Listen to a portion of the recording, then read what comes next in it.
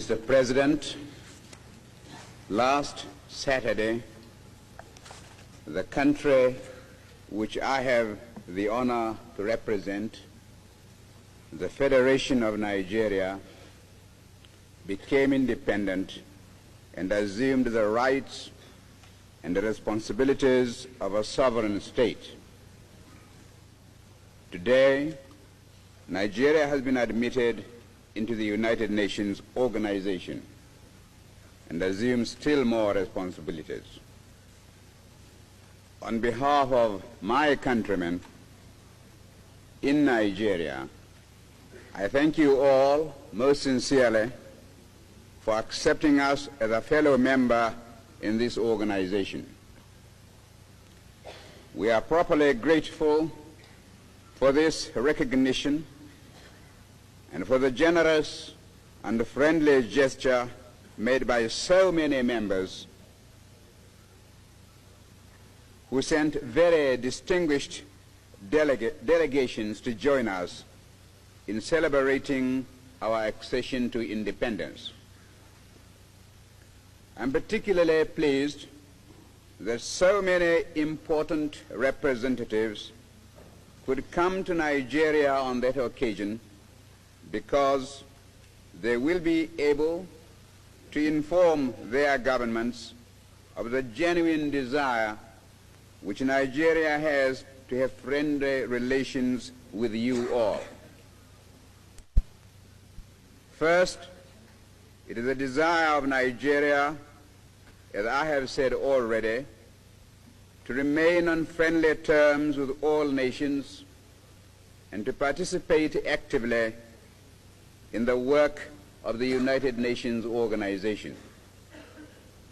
Secondly, Nigeria, a large and populous country of over 35 million, has absolutely no territorial or expansionist intentions. Thirdly, we shall not forget our old friends, and we are proud to have been accepted as a member of the British Commonwealth. But nevertheless, we do not intend to align ourselves as a matter of routine with any of the power blocs. We are committed to uphold the principles upon which the United Nations organization is founded. Fourthly, Nigeria hopes to work with other African states for the progress of Africa and to assist in bringing all African territories to a state of responsible independence. The recent tragic events in the Congo Republic must be uppermost in all our minds, and it is about that country which I wish to speak to you first. I frankly admit, Mr. President, that there are many features of this seemingly intractable problem which remain obscure to me.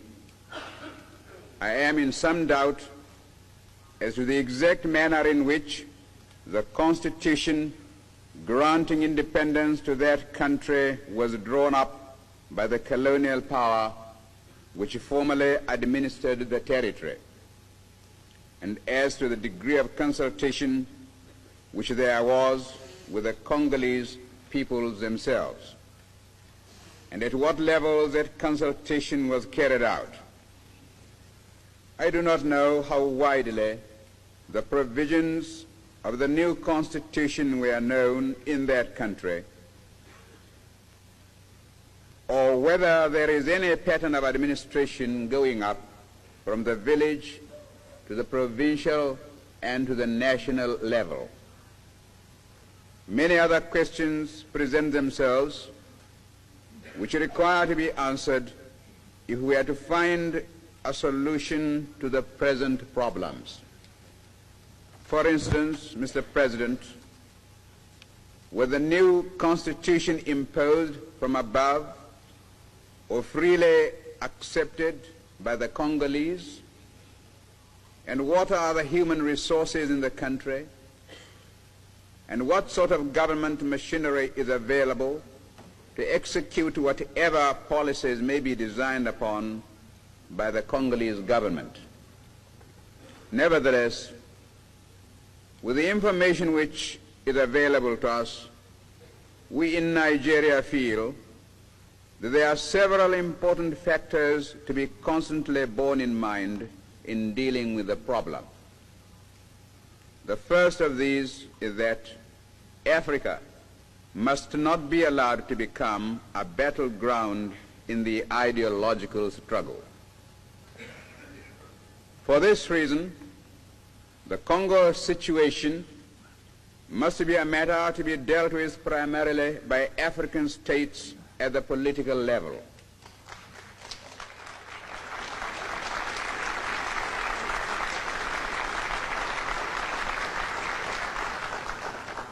Secondly, we believe that in dealing with the problem of creating a real political life in the country itself, it will be necessary to start at the bottom by seeing that local and provincial authorities are established while maintaining the essential unity of the country.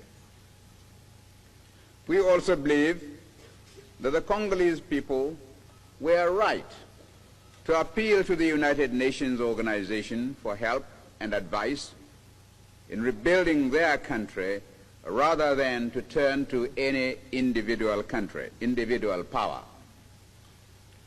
Until achieving our own independence, we have hesitated to add our voice to the general discussion about the Congo, lest we should merely add to the confusion. But now, Mr. President, I feel that it is my duty to put before you and to ask for your sympathetic consideration of the possible solutions which have suggested themselves to us. We warmly applauded the immediate response of the United Nations organization to the Congolese disaster. The speed with which troops were sent to maintain law and order was most commendable. But the mere sending of armed forces is not enough. I consider it essential that the United Nations organization should thoroughly investigate the root causes of the troubles which have arisen there, and I suggest the appointment of a fact-finding commission to look into the circumstances which caused the present crisis. Without a proper and thorough diagnosis, it is idle to pretend that an effective remedy can be prescribed. And here I would say that, to my mind, it is most important that none of the great powers should be represented on the fact-finding commission, because however honest are their intentions, it would be inevitable that they would be regarded as having a particular interest in the problem. The first essential is to find a government capable of governing, and for this it will probably be necessary to hold new elections in the Congo Republic. When these have been held, there will be some properly authorized leaders